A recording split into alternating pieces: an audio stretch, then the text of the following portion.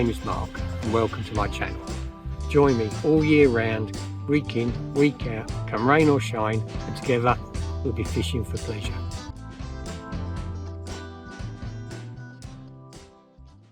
Well, good morning to you troops, and what a glorious morning. This is why I go fishing.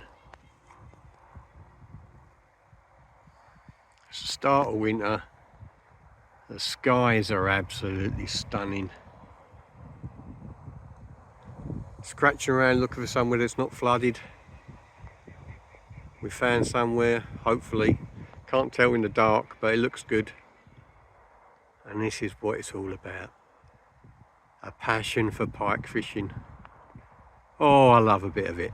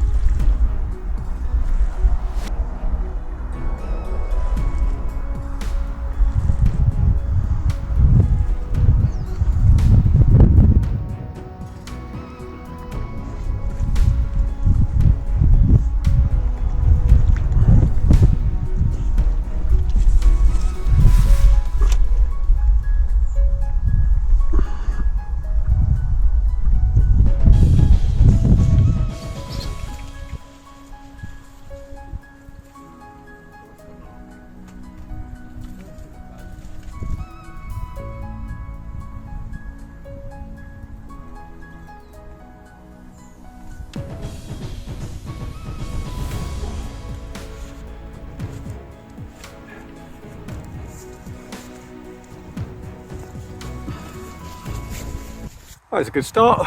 We're off and running. Fell to a sardine. Been fishing about 20 minutes. It's not the biggest fish in the world, but we're off the mark. We're up and running. That's why I call it a passion for piking. I love it. I don't care about the size. Yes, we're after big fish. Yes, we're targeting big fish, but still pike fishing magic, isn't it? So we're going to get this little devil back. Crack on, see if we can catch some bigger ones. That fell to a static dead sardine presented with a single circle hook. Woohoo! Let's get him back. Well, I was going to, believe it or not, that was the rod I was going to bring in and change. I decided when I got here that I'd use the rigs that I already had from my last session, because I keep my rods virtually set up. I just check the hooks over, make sure they're still sharp, and then I cast out. So I had 3 static deads, and I was thinking about, after a half hour, 40 minutes, bringing one of them in and putting it on a paternostered.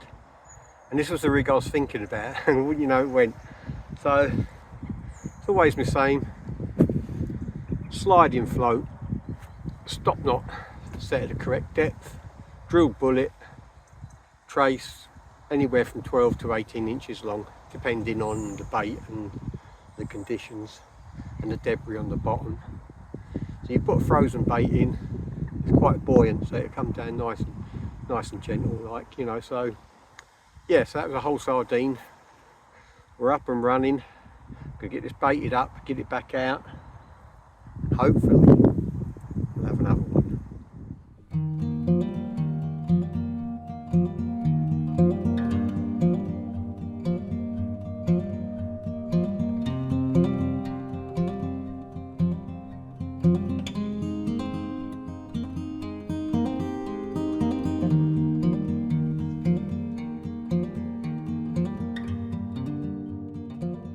Right, you may be wondering why all of a sudden I've switched from the biggest bait being herrings to sardines, and it's not any particular reason. All autumn I've been using herrings because of the size, because I'm using single hooks. So I like my baits, the big baits I call big baits, only 4 to 5 inches, that's it. And I managed to get hold of a load of sardines 4 to 5 inches. So I mean, there's a few 6-inch ones in there because sardines are quite big naturally. When you get them, you can't, you know, it's very hard to get small ones. Yeah, so they're perfect size for me, for my big bait. So I've got sardines and herrings, but I thought, you know, I haven't used a sardine all autumn. And if you've watched my video, I'll put a link up there, how to catch big pike. My go-to big fish bait is a sardine. So I managed to get some the right size, so that's why I'm using them. I suppose the argument could be you could buy the big ones and cut them down to size, but I like to use a whole fish if I can. Nothing wrong with cutting the fish in half and getting a bit of blood flowing into the water, but I like a whole, I don't know why, I like a whole fish. So yeah, we're on the old sardines on the left-hand rod today. That's where it came from, the left-hand rod. But as I say, I am gonna stick a paternostered rig out because this drain, the big fish in this drain, I think do like a bait presented paternoster style. And normally, you know, I've had some big fish out of here at the end of last season and the season before. But yeah, we're off the mark, we're up and running. Let's catch some more. Well, here's the swim troops. This is the reason I picked it, is that point there. I was expecting a lot more flood water coming down from these two channels. You've got one channel to the left, one channel over there to the right. And this point here, I was expecting that to be my shallow water, sorry, slack water swim. So I was going to have one to the left of it there and one to the point there. That way I'd have had two baits in a sheltered slack water where hopefully the pike were holding up. But it's just a gentle meander. There is debris coming down, but you know, it's really not as bad as it is been. So I've got that there. My middle rod, you can see I've got the rods up higher to avoid the debris. The middle rod, that's a paternostered smelt, and the right hand rod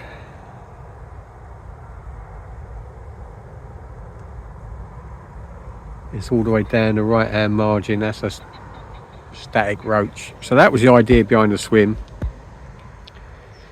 It's not as flooded as I think, and I've had one pike to the left hand side. So what I've got to watch is there's a lot of swans, and they're using that far bank to cruise in and out between the two drains. So I'm going to have to watch myself there. But I'm going to present two baits there now. I'm going to boost them and present two baits there now, and then see how we get on.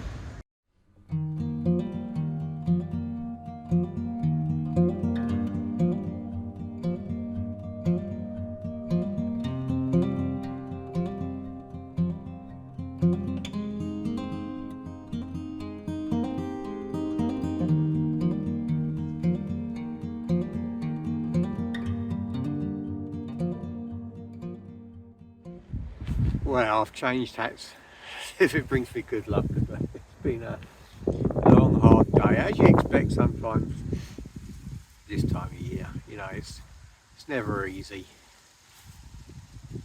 Once winter starts to get a grip, you know, it's watching me float, bit of weeds caught it. Yeah, it's, you know, it's one of those things you just got to keep plugging away this time of year. You know, big westerly comes in and the rivers are unfishable. I move on to the drains, and you know, it's all great to me. I love, it doesn't bother me, drains, rivers, I fish them all. Do love a drain. You know, you get your big pike out of a drain, you feel a sense of accomplishment. But at the moment, it's been a very long, laborious day. Every half hour, moving the baits around, chopping and changing the rods around, different methods, but nothing has instigated any feeding of any kind. Just seen some silverfish topping down the right hand margin, which is a good sign. But we've only got an hour of daylight left, so it's, you know, the day soon gets away from you this time of year as well. But the passion's still burning. I mean, I'm still as enthusiastic now as I was this morning. You know, it's part and parcel of pike fishing and pike fishing in the winter. You know, you've got to get out there and get the rods out into the water. You're not going to catch at home, even though it's quite tempting to say sod out. I'm not going out this morning, everything's white and crispy, or it's chucking it down with rain. I mean, there's a whole host of reasons why I would rather roll over and go back to bed. But my overriding passion is catching pike, so that beats everything hands down for me. You know, even if I'm cream crackered, I've had a long hard day at work, or a long night at work, whatever. You know, I've got the opportunity to wet a line and hopefully catch myself some pike, then I'm going to take that opportunity. And sometimes it pays off, sometimes it don't. But it's not over yet. You know, I've got 3 rods in there. I could have 3 runs in 10 minutes, and you know, the whole day changes. All of a sudden you've had 3 high doubles or 3 20s. You know, it's possible. So keep working at it, keep going, and hopefully effort equals reward. As I said before, it doesn't always. All your effort, you might not get the reward that day, you might get it in a month's time. You know, put in the hard yards on certain waters, learning the water, learning where the pike are, learning the feeding patterns, and you know, it all takes time to build up that knowledge. So you put the effort in now, you might not get the reward straight away, but you definitely get it down the road sooner or later. Let's crack on. I'm going to have a nice hot cup of cuppa soup, I think. Bit of tomato soup, warm me up. I reckon we got about an hour and a half of daylight left. It's about 3 o'clock. Gets dark about 4:30, 4:30. We're done. We're not that far away from the longest day of the year, so hopefully we'll get some runs before it gets too dark. Let's crack on.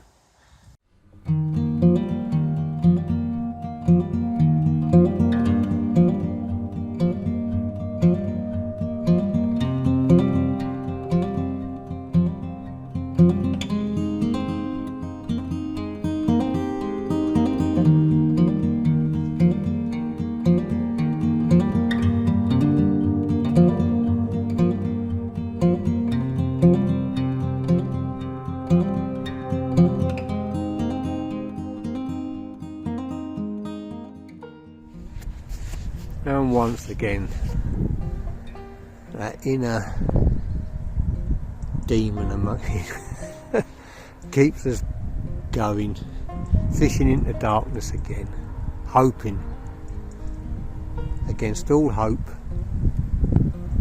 that the last 15 minutes of daylight will bring in a run and a fish of a lifetime. That's what keeps us going. That's what makes us sit out in the cold and damp all day. That one run, that one moment, it could happen at any time of the session, but you really get your hopes up and your dreams. And that last 15 minutes, that witching hour, and you're thinking to yourself, yeah, it's going to happen, it's going to happen any minute now. 99.9% of the time it doesn't, but you never know, you never know.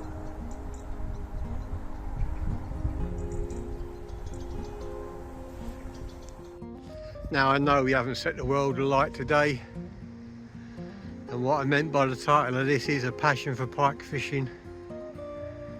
I'm driving home to that. I've been out on a beautiful drain, and I do love the drains more than anything else. We ain't caught anything massive, but we ain't sat vegetating in front of the TV either. It's a glorious evening. It's been a glorious day. And that, troops, is a passion for pike fishing.